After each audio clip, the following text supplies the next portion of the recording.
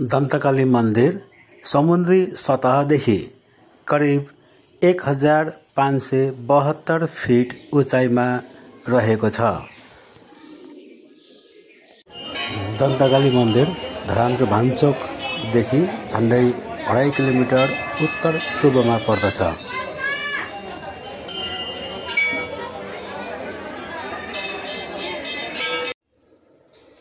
नमस्कार यहाँहरूलाई। हामी आज दन्तकाली मन्दिर परिसरमा आइपुगेका छौँ र दन्तकाली मन्दिरको महत्त्व परिचयको विषयमा यहाँ कुरा गर्दैछौँ। अब पहिला सुरुमा यहाँले चाहिँ आफ्नो परिचय दिनुहोस्। मेरो नाम वीरेन्द्र खनाल, मैले दन्तकाली मन्दिरको पुजारी। हजुर, अनि हजुरको? मेरो सरिता खनाल, यो म पनि मन्दिरकै पुजारी। मेरो नाम कवीर खनाल, म पनि यो दन्तकाली मन्दिरको संरक्षक पुजारी हो। हामी हजुर, अब तपाईँहरू चाहिँ कहिलेदेखि यो मन्दिरको पुजारी अथवा संरक्षक रूपमा रहनु भएको छ, तपाईँले भन्नुहोस् न। यो चाहिँ 1857 भन्ने हाम्रो बाबुबाजेको पालादेखि हजुर यो इस्टाब्लिस भएको मन्दिर हो हैन। अनि त्यसपछि उहाँहरूले गर्दै आउनुभयो। अहिले हाम्रो पालामा, हाम्रो पिँढीमा छोराहरूको पालामा भइरहेको छ। तर अब यहाँको इतिहासहरूलाई चाहिँ 1857मा इस्टाब्लिस भएको भनेर यहाँनिर शिलालेखहरूमा लेखिएको छ। भनेपछि 1857 विक्रम सम्वत 1857 सालमा चाहिँ यहाँ यो मन्दिर स्थापित भएको हो। हजुर। अनि यस मन्दिरमा पुजारी हुन जुनसुकै समुदायबाट मिल्छ कि वा केही अन्य व्यवस्था छ? यसमा चाहिँ जुनसुकै समुदायबाट चाहिँ मिल्दैन। अब यो कस्तो हो नि, यो पहिले सेनवंशी राजाले चाहिँ यो मन्दिर चलाउनु भएको छ। सेनवंशी राजाले चलाउनु, पछि नेपाली एकीकरण भएपछि पहिले पत्ताबुङ्गे भन्ने दरबार थियो। अनि अहिले हात्तीसाल भट्टामा हात्ती राख्ने हात्तीसाल होइन, उहाँले चलाइरहनु भएको, रानीहरूले चलाइरहनु भएको छ। अनि त्यसपछि नेपाली एकीकरण भएपछि कृष्णसाल एकीकरण गरिसकेपछि यो बागडोरा चाहिँ अब हामी पनि हाम्रो पुर्खाहरू खनाल तनहुँको एउटा भनौँ न पण्डित पुजारी भएर बसेको। अनि त्यहाँनिर शाहवंशीलाई सेवा गरिरहेको। अब यिनीहरूलाई किन गर्ने त, अब धर्मेश्वरको ठाउँमा शक्तिपीठ हुन्छ, उहाँ जङ्गल छ, त्यो जङ्गल फडानी गरेर तिमीहरू नि दलको संरक्षण गरेर तिमीहरू पुजारी गर भनेर उहाँहरूले चाहिँ हामीले ल्याएर दण्डकानमा तामापत्र दियो नि कृष्णसालले गएर। अनि राजा गिरमानिले तामापत्र दिएर पछि राजा महेन्द्रले कोख लगाएर हामीलाई चाहिँ यहाँ संरक्षणको लागि सुम्पिदिनु भएको। तर अर्को जातले भनौँ न खनाल बाहेक अरूले चाहिँ पाउँदैन। यस मन्दिरको स्थापना कहिले कसरी भयो? दन्तकाली मन्दिरको स्थापनाका विषयमा भएका पौराणिक कथनहरू के हुन्, यो चाहिँ अब यहाँले बताइदिनुहोस् न। अब यो चाहिँ भन्नुहुन्छ भने अब हाम्रो स्वस्तानीमा उल्लेख छ। स्वस्तानीमा उल्लेख अनुसार चाहिँ अब जुन दक्ष प्रजापतिका अब ज्वाइँ छोरी ज्वाइँ भए होइन शिवजी, अनि 33 कोटी देवतालाई चाहिँ अब यज्ञमा बोलाउनु भयो उहाँले। अनि अब शिव पार्वतीलाई सतीलाई चाहिँ नबोलाएको हुनाले चाहिँ अनि रिसले चाहिँ त्यो उसले गर्दाखेरि चाहिँ सतीले चाहिँ यज्ञ कुण्डमा चाहिँ सबै छोरी ज्वाइँलाई बोलाउनु भयो। अनि मलाई बोलाउनु भएन, हामीलाई किन बोलाउनु भएन भनेर बाबासँग नानाथरी गर्दाखेरि चाहिँ उसलाई दुःख मनाउ गर्दाखेरि चाहिँ यो त सहन नसकेको हुनाले चाहिँ अनि हेर सतीले यज्ञ कुण्डमा हात हालेर चाहिँ अनि उहाँले प्राण त्याग गर्नुभयो। अनि त्यो प्राण त्याग गरिसकेपछि चाहिँ शिवजीले थाहा पाउनु भयो र अनि यज्ञ कुण्डबाट निकालेर चाहिँ अनि सतीलाई अब जे होस् पत्नीलाई एउटा अनि सबै अब भ्रमण गर्दाखेरि चाहिँ बोकेर हिँड्दाखेरि चाहिँ अब यो पीठहरू शक्तिपीठहरू चाहिँ जहाँ जहाँ उहाँका अङ्गहरू झरे अनि उहाँ झरेको हुनाले उहाँ जहाँ जहाँ झरे उहीँ चाहिँ एउटा शक्तिपीठ उत्पत्ति भएको एउटा उल्लेख छ।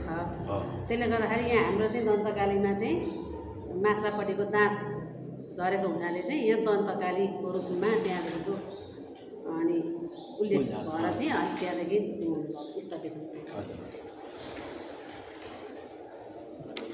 हुनुभएको। त्यहाँबाट त्यही हो, हाम्रो पुर्खाहरूलाई चाहिँ अब उहिलेदेखि अब हामीलाई लालमोहर लाएर चाहिँ होइन, हाम्रो ससुराहरूलाई पुर्खालाई चाहिँ लालमोहर लाएर चाहिँ अब यो आजदेखि चाहिँ तिमीहरूले यो गरिखानु, तिमीहरूलाई भयो यो जसले खोज्छ यो निसन्तान भएर जान्छ भनेर तामापत्र गरिवरी तपाईँलाई लालमोहर छाप लाएर चाहिँ हाम्रो पुर्खाहरूलाई सुम्पिनु भएको। त्यहाँदेखिका हामी खनाल परिवार पुजारी छौँ। अनि हामी 8 दाजुभाइ छौँ, जति पनि हामी छौँ। यो 1 वर्ष हामी चलाउँछौँ, वर्षदेखिको रोटेसन छ। र यो बाहिरका मान्छे पुजारी भएर चाहिँ हामी गर्छु भन्नु पाउँदैन। यहाँ हाम्रै परिवारमै हामी चलेको छ। जब हाम्रो ससुराहरूले चलाउनु भयो होइन, बुढा ससुराहरूले चलाउनु भयो, त्यहाँबाट अब हामीले चलायौँ, हामीपछि अब हाम्रो छोराहरूले चलाउँछन्। यसै गरी यसलाई चाहिँ हामीले आफ्नो एउटा धरोहर सम्झेर हामीले यसलाई सम्हाल्नुपर्छ। हजुर, त्यही हो, सही कुरा हो। सम्हाल्नु छ। अनि यस मन्दिरको आय व्यय तथा व्यवस्थापन कसले हेर्छ? यो आय स्रोत भनेको यो अब हामी परिवारले नै हेर्छ। आय स्रोत भनेको अब यहाँका भेटीपाती यताउति सबै अब अलिअलि भएको त्यही आय स्रोतबाटै हामीले सबै चलाउनुपर्छ पूजा खर्च पनि होइन। अब यहाँ नवरथामा पनि अब 9 दिन 10 दिन पूजाआजा हुन्छ, निकै ठुलै नै हुन्छ। अब त्यहाँ गरिआएको चाहिँ हामीले अब जसरी पनि पुरा गर्नैपर्छ। भेटीको मात्रै आशा गरेर पनि हुँदैन, त्यही भेटीबाटै गर्छौँ। नपुगेको खण्डमा हामीले जसरी पनि हामीले यो पुरा गर्नैपर्छ। र बाहिरबाट आउला यता आउला भन्नु छैन केही पनि होइन। निकायले केही दिँदैन भन्दा 40,000 रुपियाँ दसैँमा पूजा खर्च दिन्छ, माथिबाट आउँछ। त्यसले त अब पुग्दैन होइन। जसरी पनि अब भेटीसेती यताउति गरेर हामीले हाम्रो धरोहर हामीले सम्हाल्नु छ, हामीले बचाउनु छ। त्यति हो, जसरी पनि हामी बचाउँछौँ, बचाउनुपर्छ। यहाँ मुख्य पुजारी सहायक पुजारीको व्यवस्था छ कि छैन? मुख्य पुजारी सहायक पुजारीको रूपमा व्यवस्था छैन। यो हामी आफ्नै परिवार नै छौँ। हामी आफै खण्ड परिवारै, मुख्य पुजारी पनि खण्ड परिवारै, आफै सहायक पुजारी पनि हामी आफै। एउटा पुजारी हामीले चुन्छौँ किनभने जुठो सुतक पर्छ, केही भइपरि आउँछ नि त। त्यसको कारणले गर्दाखेरि हामी भित्र बस्नु मिल्दैन। त्यसले गर्दा एउटा हामी तलब दिएर चाहिँ हामी एउटा पुजारी हामीले राखेका छौँ। अनि यो हाम्रो दन्तकाली मन्दिरमा कुन दिन भक्तजनहरूको चाहिँ भिड हुने गर्छ? यो भक्तजनहरूको भिड चाहिँ अब अष्टमी भयो, मङ्गलबार शनिबार चाहिँ प्रायः जस्तो भिड हुन्छ होइन। दसैँको बेलामा नवरात्रमा भिड हुन्छ। अनि अब बाहिरका मान्छे त अब पर्यटकहरू अब कहिलेकाहीँ घुम्न आउँदा यस्तो आउँछन् हुन्छ। अब कहिलेकाहीँ भाकलहरू अब नानीहरू नबोल्ने त्यस्ता अब बिरामी हुने त्यस्तो हुने गरेर यहाँ भाकल लिएर आउँछन्। भाकल पुरा होस् भनेर आउँछन् र जान्छन्। अन्त पुरा भएपछि चाहिँ उनीहरू फेरि दर्शन गर्नलाई आएर चाहिँ दर्शन गरेर भाकल अब के भाकल गरेको छ उनीहरूले त पुरा भएपछि आएर दर्शन गरेर फेरि फर्किन्छौँ। अब तपाईँको पालो है। श्रद्धालु भक्तजनहरू कुन उद्देश्य वा प्रयोजनका निम्ति यहाँ आउने गर्दछन्? उद्देश्य भन्नु यहाँ चाहिँ अब त्यही हो, भाकलहरू लिएर आउनुहुन्छ होइन। अब माता भगवती शक्तिको स्वरूप हुनुहुन्छ र अब आफूभित्र चाहिँ अब अहिलेको युगमा धेरै छटपटाट हुन्छ, टेन्सन हुन्छ, तनाव हुन्छ। सबलाई चाहिँ अब भगवान्लाई सुम्पेर भगवान्प्रति श्रद्धा भक्ति समर्पण भावले आउनुहुन्छ। र यहाँ आउँदाखेरि चाहिँ भक्तजनहरूले चाहिँ एउटा विजयपुर चाहिँ पर्यटकीय क्षेत्र भएको कारणले यहाँको सबै वातावरणहरू पनि रमाइलो छ र सुन्दर छ। र छुट्टीको बेला परिवारै यसो घुमेर आउने पनि गर्नुहुन्छ। र नेपालदेखि बाहिर पनि जो पनि यो बिहार साइडबाट पनि आइरहनुहुन्छ भक्तजनहरू माता भगवतीको दर्शन गर्नको लागि। र उहाँहरूलाई चाहिँ विश्वास पनि छ माता भगवती शक्तिको स्वरूप हुन्छ र हामीलाई राम्रो हुन्छ भन्ने एउटा भक्ति मार्गको चाहिँ सृजना हुन्छ यहाँ आउँदाखेरि चाहिँ। भक्तजनले चढाएको भेटी बाहेक अन्य सहयोग कतैबाट पाउनुहुन्छ कि हुन्न? अन्य सहयोगको कुरा गर्दाखेरि जस्तो कहिलेकाहीँ यसो स्वेच्छाले चाहिँ जस्तो एउटा सानो केही भत्केको छ भने यो बनाइदिन्छु भन्ने भक्तजनहरू आउनुहुन्छ। जस्तो ढोकाहरू भत्केको छ भने होइन, यो दसैँको बेला यो सबै सम्पूर्ण यो मन्दिर एरियामा हामीले रङरोगन लाउनुपर्छ। त्यसमा अब हाम्रो पैसाले मात्रै पुगेन भने बाहिरबाट रङरोगनमा पनि अलिकति सहयोग गरिदिनुहुन्छ भक्तजनहरूले। अब उहाँहरूको पनि आस्था हो, उहाँहरूको पनि एउटा धर्म भनेर उहाँहरूले आफै आएर भन्नुहुन्छ। तर हामीले सकेसम्म हामी गर्छौँ, त्यहाँदेखि सकेनौँ भने उहाँहरूले अलिकति सहयोग गर्नुहुन्छ। अब हामीले भन्न त हामीले यसरी लगाइदिनु हामी भन्दैनौँ होइन। हामीले लगाइदिनु हामी यस्तो भयो भने हामी गएर चाहिँ कसैलाई भन्दैनौँ। हेर्नु उहाँहरूले चाहिँ कसो भन्नुहुन्छ भने हामीले चाहिँ भगवतीको सेवा गऱ्यौँ भने आफैलाई राम्रो हुन्छ भन्ने उद्देश्यले चाहिँ आएर कसैले अब ग्रिलहरू यसो म लगाइदिन्छु है गुरुआमा भन्नुहुन्छ, गुरुबा भन्नुहुन्छ होइन। कसैले अब रङ लगाइदिन्छु है म नवरात्रमा भन्नुहुन्छ। ठिक छ लगाइदिनुहुन्छ भने हामी लगाइदिनुहोस् भन्छौँ। त्यसले गर्दाखेरि सोधेर गरेर चाहिँ कसैले बत्ती फिट गरिदिनुहुन्छ नवरात्रमा होइन। त्यो अब उहाँहरूले गरिदिन्छु म यसरी भगवतीको नाममा भन्नुहुन्छ भनेदेखि आएर हामी नाइ भन्दैनौँ, गरिदिनुहुन्छ। अब तपाईँले भन्नुहोस् यता धार्मिक पर्यटनको सम्बन्ध भएको यस मन्दिरको विकास अझै गर्न के गर्नु पर्ला? तपाईँलाई धार्मिक संरक्षण गर्नलाई चाहिँ यो धरान 14 बिजेपुर बाटो धार्मिक संरक्षण भनेरै धार्मिक पर्यटन स्थल भनेरै नगरपालिकाले घोषित गरेको छ है। त्यसमा तपाईँलाई हाम्रो पूर्वको 4 गाउँमा 3 गाउँ बिजेपुर 1 गाउँ बालुसेका भनेर चिनिन्छ है।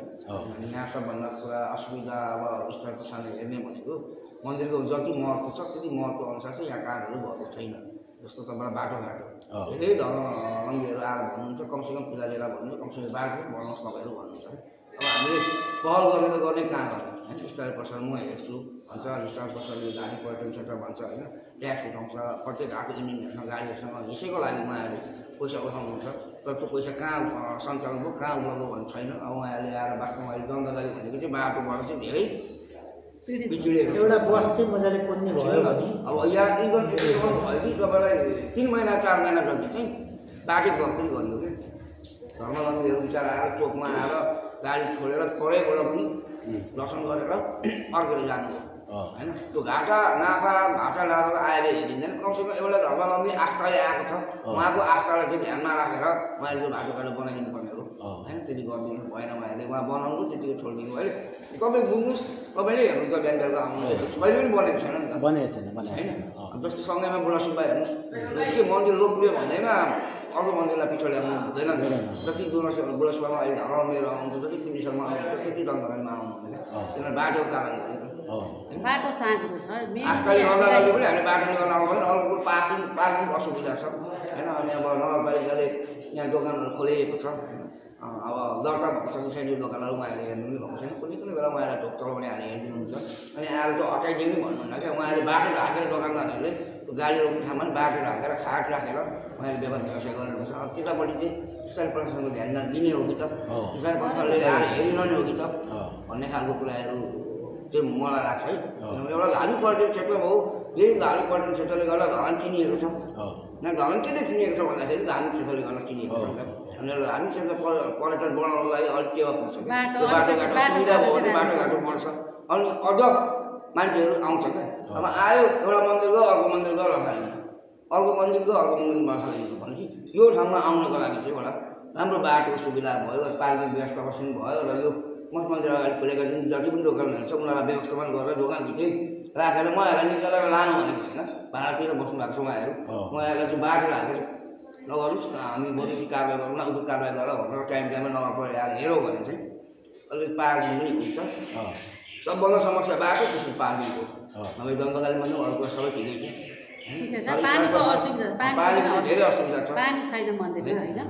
अब पानी हामीले किनेर हाल्नुपर्छ यहाँ पानीको सुविधा छैन दण्डकारी। अब अहिले हाल्नु त पानीको धेरै गरेको छ भन्दै यातायात सुनिन्छ होइन। तर पानीको समस्या मन्दिरमा सरसफाइमा ध्यान दिनलाई हामीलाई अलिकति असुविधै छ। मेन पानी पनि एउटा असुविधै छ।